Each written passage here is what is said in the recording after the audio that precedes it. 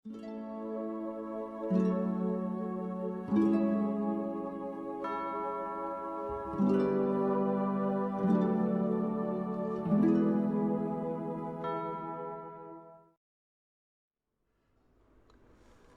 Ibu yang terkasih, pagi hari ini kita berbicara tentang kesetiaan Allah dan ketaatan kita sebagai umat-Nya. Bicara tentang kesetiaan Allah tentu bukan satu hal yang perlu kita pertanyakan lagi. Bahwa Allah kita adalah Allah yang setia. Apa yang Dia janjikan, apa yang Dia katakan, itu yang akan dikerjakannya. Itu yang akan digenapinya. Tetapi kalau bicara tentang ketaatan kita, karena masalahnya beda lagi. Bicara tentang ketaatan bagi sebagian besar orang bukan hal yang menyenangkan.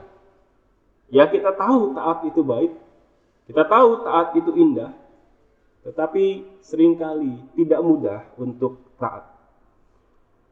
Ketika mempersiapkan bagian ini, saya teringat satu lagu yang pernah dinyanyikan oleh Mendiang Krisye. Satu lagu yang liriknya salah satunya berkata demikian. Jika surga dan neraka tak pernah ada, masihkah kau menyebut namanya? Seketika mendengar lagu ini pertama kali saya berpikir ini pengandaian yang terlalu mengada-ada. Jika surga dan neraka tidak pernah ada. Nah, dua itu tentu ada. Tetapi ketika memikirkan lagi, di balik pertanyaan itu, jika surga dan neraka tak pernah ada, masihkah kau menyebut namanya? Sudah di balik pertanyaan itu, saya memikirkan dan memeriksa, kenapa saya ikut Tuhan? Kenapa kita ikut Tuhan? Kenapa kita mau menaati segala perintah Tuhan? Kalau dipikir-pikir paling tidak ada 3 pilihan. Kenapa seseorang memilih untuk mengikut Tuhan atau mau taat sama Tuhan?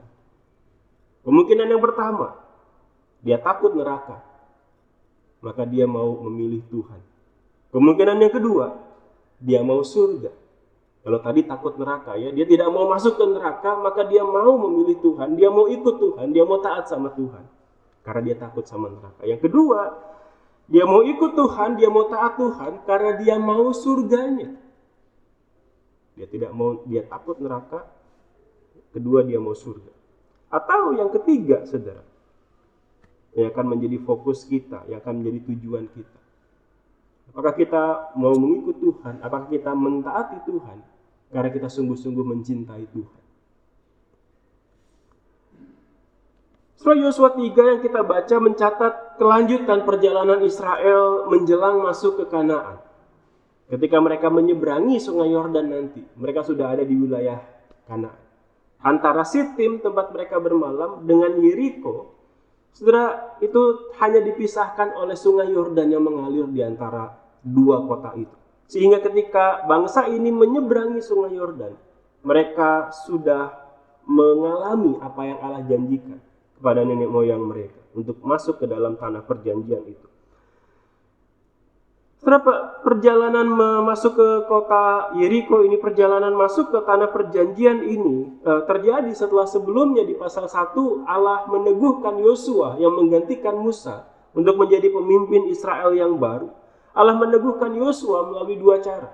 Lewat panggilannya secara pribadi, Allah secara pribadi berbicara kepada Yosua untuk meneguhkan Yosua, menguatkan Yosua, memberitahukan dia supaya jangan takut dan tetap berpegang pada firman Tuhan.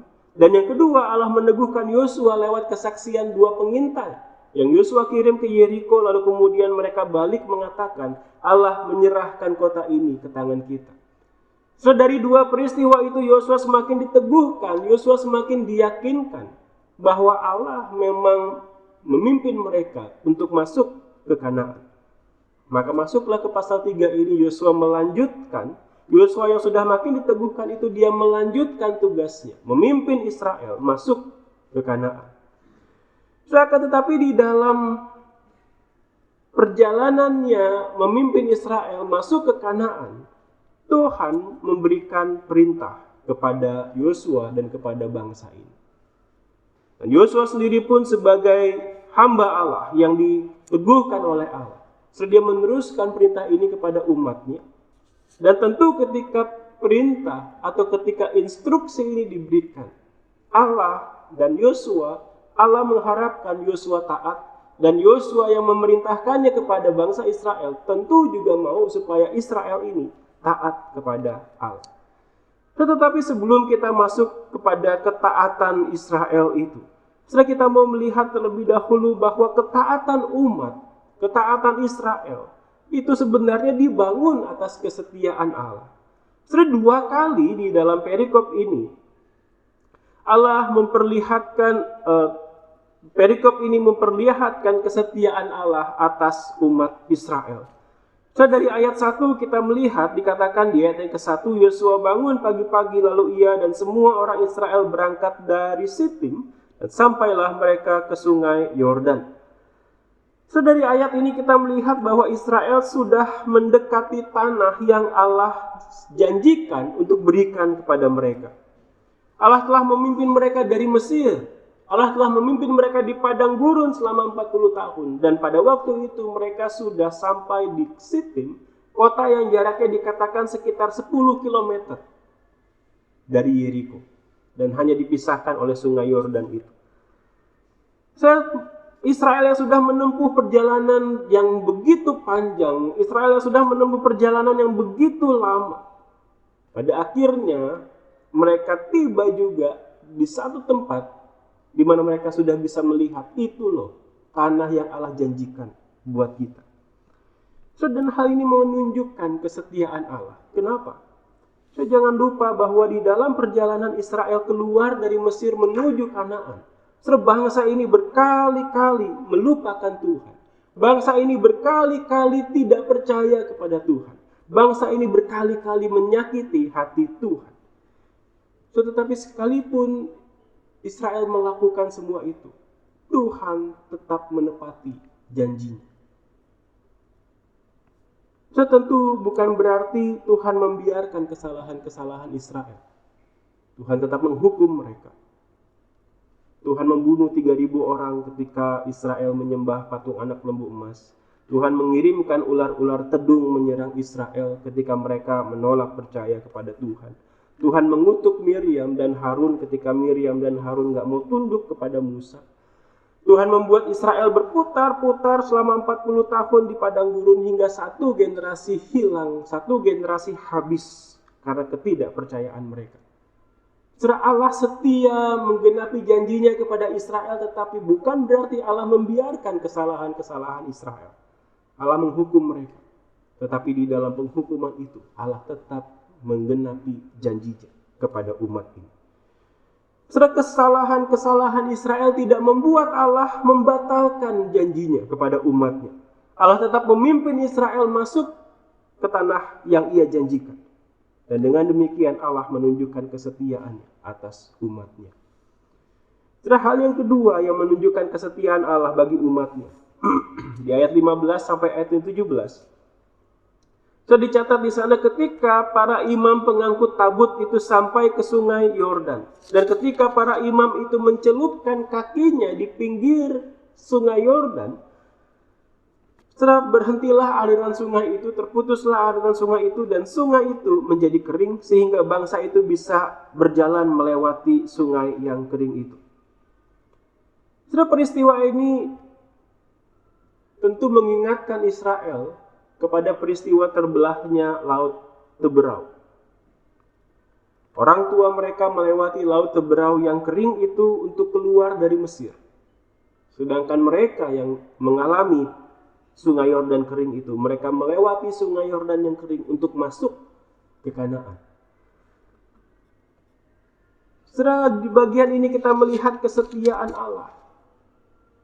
Karena di ayat yang ke-10 Yosua berkata kepada umat, dari peristiwa inilah kamu akan ketahui bahwa Allah yang hidup ada di tengah-tengah kamu. Mujizat Allah membuat sungai Yordan yang sedang meluap itu menjadi tiba-tiba kering. Yosua katakan, peristiwa ini akan membuka matamu, peristiwa ini akan meneguhkan kamu bahwa Allah yang hidup itu sungguh-sungguh ada di tengah-tengah kamu. Dan hal ini juga mengingatkan umat Israel akan pemberontakan nenek moyang mereka. Karena satu kali di dalam perjalanan mereka di padang gurun mengikuti Tuhan. Karena tidak ada air, karena kehausan, mereka bertanya, apakah Tuhan di tengah-tengah kita atau tidak? Padahal mereka masih bisa melihat tiang awan dan tiang api di depan kepala mereka. Tapi mereka masih bisa bertanya, apakah Tuhan di tengah-tengah kita atau tidak? Saudara, di sini Yosua menegaskan kembali, Yosua meneguhkan kembali, ketika air sungai Yordan ini kering, kamu akan tahu, kamu akan semakin teguh, semakin jelas melihat bahwa Allah yang hidup itu ada di tengah-tengah kamu. Allah yang setia itu menyatakan kesetiaannya berkali-kali kepada umat yang berkali-kali juga tidak setia ini. Kesetiaan Allah tidak tergantung kepada kesalahan, kejahatan Israel. Allah tetap menghukum kejahatan mereka. Allah tetap menghukum akan ketidakpercayaan mereka. Tetapi janjinya tetap Ia genapi. Tentu hal ini membuat kita menjadi bertanya-tanya. Seandainya Israel taat penuh kepada Allah di dalam perjalanan mereka di padang gurun, semungkin ceritanya akan berbeda. Mungkin mereka tidak akan diajak berputar-putar 40 tahun, tapi mereka akan masuk ke Kanaan dalam waktu yang singkat. Tetapi bagaimanapun juga ketidaktaatan Israel, kesalahan-kesalahan Israel memperlihatkan kepada kita bahwa kesetiaan Allah itu tidak bergantung kepada kesetiaan kita manusia. Dia menggenapi janjinya sekalipun Ia tetap menghajar umatnya karena kejahatan-kejahatan umatnya itu. Maka jangan berkata, ya kalau Allah tetap menggenapi janjinya, nggak apa-apalah saya berbuat jahat. Nggak apa-apalah saya tetap hidup di dalam kejahatan. Nggak apa-apalah saya tetap melakukan hal yang tidak berkenan di hatinya. Allah mungkin akan janji Allah itu akan Allah tetap genapi. Tetapi Allah akan menggenapinya lewat jalan yang penuh dengan duri. Yang memaksa kita untuk menyadari, ini gak enak, ini sakit, aku harus meninggalkan ini. Atau yang kedua kemungkinannya saudara, ketika kita tetap tidak mau berubah, ketika kita tetap mau hidup di dalam kejahatan kita, tidak mau meninggalkan kejahatan kita, tidak mau meninggalkan hal-hal yang Tuhan tidak berkenan dalam hidup kita. So, jangan-jangan justru itu memperlihatkan bahwa kita bukan bagian dari umat Allah yang sejati. Karena Allah yang setia itu memanggil umatnya, menginginkan umatnya untuk hidup sesuai dengan ketentuan dan kehendaknya, sebagai respon mereka atas kesetiaan Allah. Sekali lagi, kesetiaan Allah tidak bergantung kepada kesetiaan umatnya. Tetapi Allah yang setia itu, Allah yang sudah terbukti setia itu, Allah yang sudah membuktikan kesetiaannya itu, Allah ingin supaya umatnya yang kepadanya Allah sudah setia ini, Allah ingin mereka meresponi kesetiaan Allah dengan ketaatan, dengan menundukkan diri di bawah kehendaknya, di bawah perintahnya. Maka di ayat yang ke-8 kita melihat satu instruksi yang Allah berikan kepada umat ini. Allah berkata kepada Yosua, perintahkanlah kepada para imam pengangkut tabut perjanjian itu, setelah kamu sampai ke tepi air sungai Yordan, tetap berdiri di sana. Tetap berdiri di bagian itu sampai seluruh umat selesai menyeberang. Terus satu instruksi yang sederhana, kalau kamu udah masuk air, tunggu di sana sampai seluruh umat menyeberang. Kenapa perintah ini? Kenapa dari sekian banyak pilihan perintah yang bisa Allah berikan, kenapa Allah memberikan perintah ini? Jangan lupa para imam itu mengangkut tabut. Tabut adalah lambang kehadiran Allah sendiri.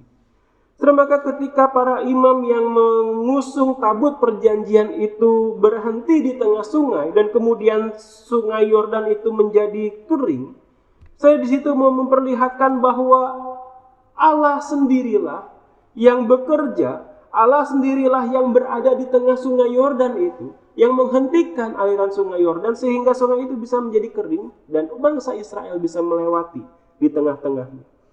Terus seolah-olah Allah sendiri yang menahan air dari atas itu sehingga sungai Yordan itu tidak bisa mengalir dan Israel ini bisa menyeberang di tengah-tengahnya. Maka disinilah yang ayat 10 Yosua katakan, lewat peristiwa ini kamu akan tahu bahwa Allah yang hidup itu ada di tengah-tengah kamu. Bahwa Allah yang hidup itu akan berperang bagi kamu. Maka di sini kita melihat satu struktur yang sangat menarik. Satu struktur yang sangat cantik, saudara. Di ayat 1 kita diperlihatkan kesetiaan Allah. Israel sampai di situ. Di ayat 15 sampai 17 kita diperlihatkan kesetiaan Allah. Bagaimana Allah mengeringkan air sungai Yordan itu. Dan di ayat yang ke-8 di tengah-tengahnya kita diberikan satu perintah, satu instruksi dari Allah yang harus ditaati oleh umatnya.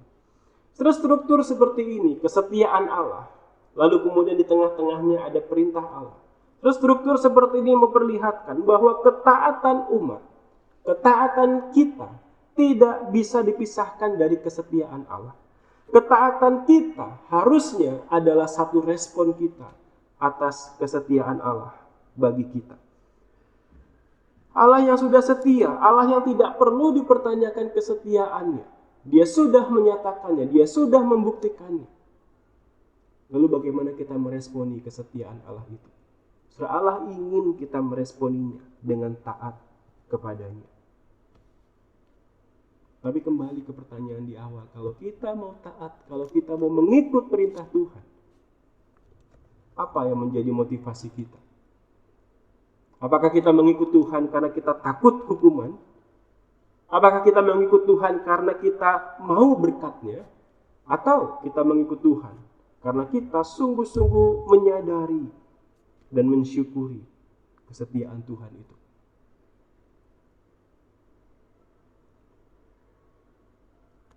Setelah pada Perang Dunia Kedua, ada satu pasukan penerjun yang diberi nama pasukan Pathfinder, pencari jejak. Terus sekalipun namanya pencari jejak, tetapi tugas dari pasukan penerjun ini adalah untuk menyiapkan kebutuhan pasukan yang akan terjun setelah mereka. Jadi pasukan Pathfinder ini yang terdiri dari belasan personil begitu ya. Mereka akan terbang lebih dulu, mereka akan terbang lebih awal dan terjun lebih awal di tempat yang ditargetkan dengan berbagai macam misi. Bisa misinya untuk menyiapkan markas, menyiapkan pendaratan, mereka harus membuka ladang begitu ya untuk menjadi tempat pendaratan helikopter pasukan yang akan datang berikutnya. Atau mereka menentukan target gedung musuh yang harus dibom begitu ya, sehingga kalau mereka udah tentukan, berikan tanda ini targetnya, pesawat pembom akan berangkat dari markas dan kemudian akan menjatuhkan bom di tempat yang sudah ditandai itu. Setelah pasukan Pathfinder ini maka mereka harus terjun lebih dulu, dikatakan sekitar 30 menit lebih awal dari pasukan yang kedua. Mereka terjun 30 menit lebih awal untuk mempersiapkan itu. Entah mempersiapkan markas, entah mempersiapkan penanda tempat penerjunan, penanda target yang harus dibom dan sebagainya. Setelah kemudian pasukan yang kedua akan terjun, akan melakukan misinya mengikuti tanda yang sudah diberikan oleh pasukan Pathfinder ini. Di mana mereka harus mendarat? Oh, di situ ada sinyalnya, maka mereka akan mendarat di sana. Di mana bom ini harus dijatuhkan? Oh, di gedung itu udah ada sinyalnya, ada tandanya, maka pesawat pembom akan menjatuhkan bom di sana. Yang perlu dilakukan oleh pasukan yang kedua ini hanyalah mengikuti tanda, mengikuti instruksi, mengikuti arahan yang sudah diberikan oleh pasukan Pathfinder yang pertama terjun ini. Maka bayangkan apa jadinya kalau pasukan Pathfinder ini tidak setia dengan tugasnya. Mereka udah di pesawat gitu ya, kemudian mereka dikasih tahu sama pilot, oke, kalian sudah di zonanya, silakan terjun begitu. Mereka terjun begitu ya, sampai di darat begitu. mereka selebrasi. Wah, kita berhasil mendarat dengan selamat. Mereka selfie, mereka buka Coca-Cola, mereka minum begitu ya. Tidak melakukan tugasnya. Kemudian pasukan yang kedua mau berangkat, mereka bingung. Ini mana pasukan pertama, kok nggak ada tandanya? Ini bomnya mau dijatuhin di mana, kok nggak ada tandanya? Ini pasukan penerjun yang kedua mau harus mendarat di mana, kok nggak ada tandanya? So, jikalau pasukan Pathfinder yang pertama ini tidak setia dengan tugasnya, pasukan yang kedua tidak bisa menjalankan tugas mereka. So, dari gambaran ini, kita kembali ke Yosua pasal 3. Saudara, Allah bisa dibilang sebagai Pathfinder-nya Israel. Allah berjalan di depan umatnya selama 40 tahun di padang gurun. Allah menyiapkan Israel untuk bisa masuk ke Kanaan sebagai umat Allah selama 40 tahun itu. Allah sudah melakukan banyak hal supaya bangsa ini bisa mengalami janjinya Allah. Allah sudah setia dengan bagiannya. Allah sudah mengerjakan bagiannya. Berikutnya adalah bagian pasukan kedua, Israel, umat pilihan Allah. Apakah mereka mau mengikuti tanda yang Allah sudah berikan? Apakah mereka mau mengikuti instruksi, perintah yang Allah sudah berikan? Apakah mereka mau taat kepada pimpinan Allah yang sudah menjalankan bagiannya?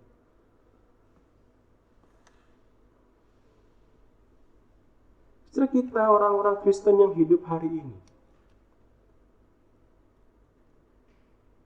tugas kita adalah mengikuti pimpinan Pathfinder kita, yaitu Yesus Kristus.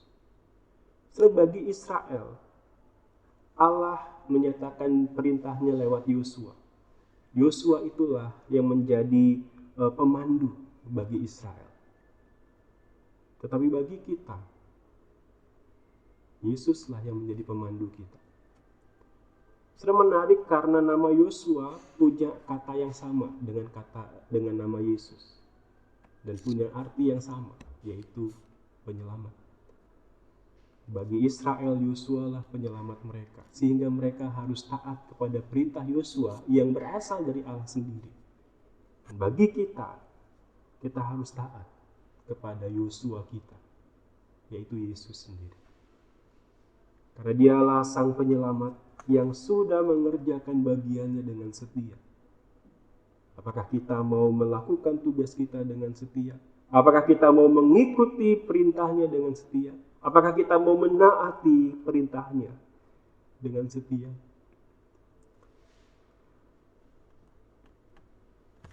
Setelah kalau kita kembali ke pertanyaan di awal, apa yang membuat kita mau taat sama Tuhan? Apakah kita tak ikut sama Tuhan? Apakah kita taat Tuhan karena kita takut neraka, takut kutukan, takut hukuman? Atau kita ikut Tuhan karena mengejar berkat-Nya, mengejar surga? Atau kita ikut Tuhan karena kita menyadari Dia sudah begitu setia, aku mau meresponi kesetiaan-Nya. Setelah kalau kita membaca perjanjian lama yang begitu banyak perintah, yang begitu banyak ketentuan, yang begitu detail, sudah kita mungkin merasa, aduh perjanjian lama ini kok nggak enak nuansanya ya. Banyak aturan, banyak perintah, banyak larangan, kalau melanggar dihukum. Allah di perjanjian lama, kemudian kita berpikir Allah di perjanjian lama, Allah yang keras, Allah yang tegas, Allah yang jahat. Allah yang di perjanjian baru Allah yang penuh kasih. Padahal tidak demikian. Mari kita membuka Ulangan pasal 6. Ulangan pasal 6.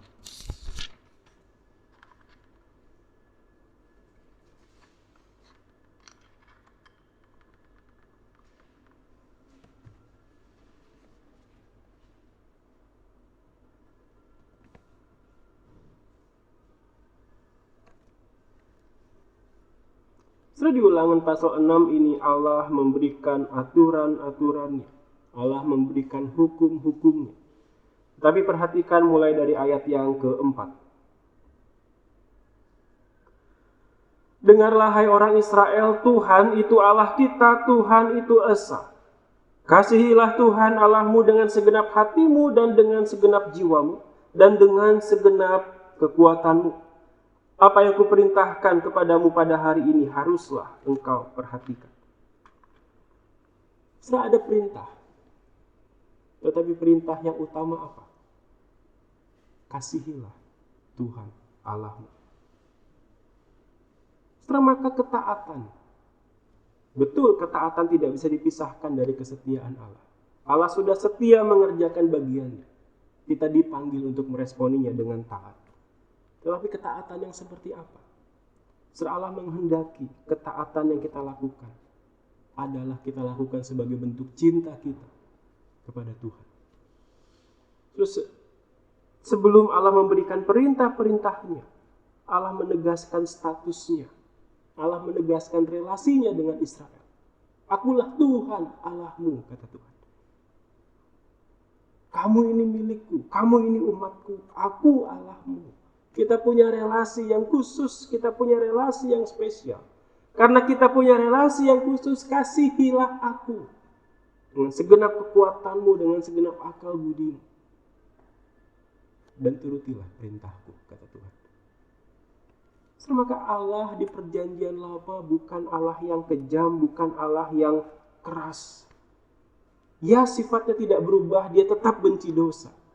Tetapi dia adalah Allah yang penuh kasih dan ingin membangun relasi kasih dengan umatnya. Allah mau supaya ketaatan kita adalah bentuk kasih kita kepada Tuhan, bukan ketakutan kita. Bukankah ini juga yang Tuhan Yesus katakan di Yohanes 14 ayat 21? Yohanes 14 ayat 21.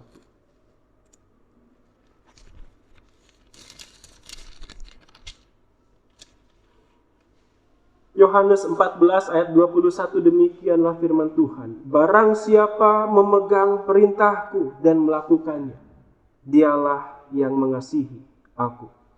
Dan barang siapa mengasihi aku, ia akan dikasihi oleh Bapa-Ku, dan aku pun akan mengasihi dia dan akan menyatakan diriku kepadanya. Siapa yang mengasihi Tuhan? Apa ukurannya seseorang mengasihi Tuhan? Mengasihi Tuhan bisa dilihat dari apakah kita mau taat kepada perintahnya. Apakah kita mau taat kepada tuntunannya. Apakah kita mau menyangkal diri, mau meninggalkan segala keinginan diri kita yang bertentangan dengan firman Tuhan. Karena kita sadar ini menyakiti hati Tuhan. Dan aku mau mengasihi dia. Aku mau mencintai dia yang sudah setia kepadaku itu. Maka bagaimana kita bisa taat sama Tuhan? Sadari akan kesetiaan Tuhan. Renungkan akan kesetiaan Tuhan di dalam kehidupan kita.